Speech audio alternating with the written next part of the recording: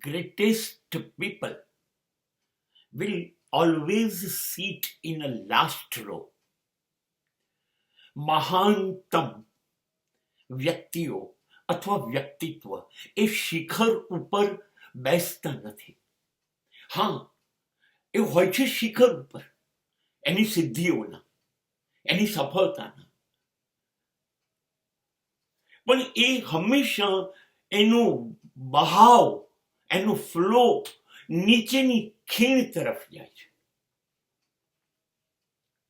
એ શિખર પર નથી હોતા. તમે જોજો પાણીનો સ્વભાવ કેવો છે, એ નીચે તરફ વહે છે અને નીચે સ્થિર થાય છે.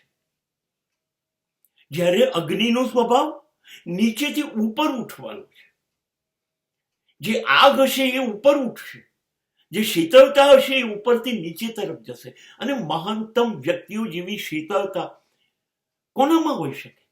માટે એ નીચેની સપાટી તરફ જશે. બુદ્ધ, મહાવીર, આ લોકો કોઈ દિવસ શિખર પર બેસવાનું પસંદ ન કર્યું. હતા રાજા મહારાજા હતા, છતાં એ લોકો બધું છોડીને નીચેની સપાટી ઉપર જઈને બેઠા. તો જુઓ, આજે 2-5 હજાર વર્ષો પસાર થવા આવ્યા, છતાં એ લોકો શિખર ઉપર છે. અને જે લોકો શિખર ઉપર હતા એ ક્યાં ગયા? ખોવાઈ ગઈ. એ કોઈને ખબર નથી, ખોવાઈ ગયા. મહાનતમ વ્યક્તિઓ હંમેશા લાઈનમાં, હરોળમાં છેલ્લી બેસે છે.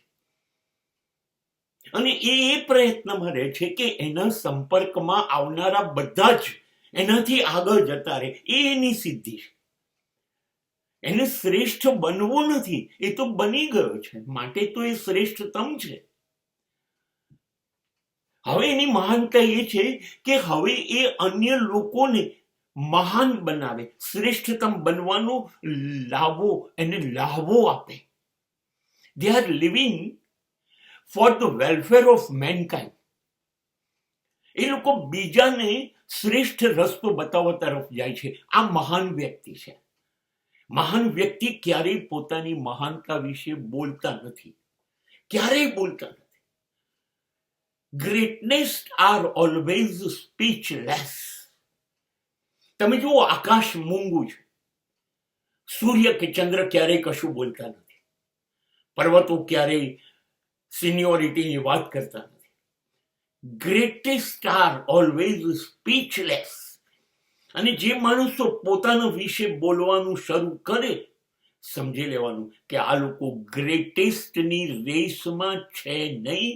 દે ડોન્ટ ડિઝર્વ. આ લોકો પોતે અહમ, હું છું, એના ઈગો વાળા જગતની અંદર જીવનારા છે. અને ત્યાં આગળ ઈગો છે, ત્યાં ગ્રેટનેસ નથી.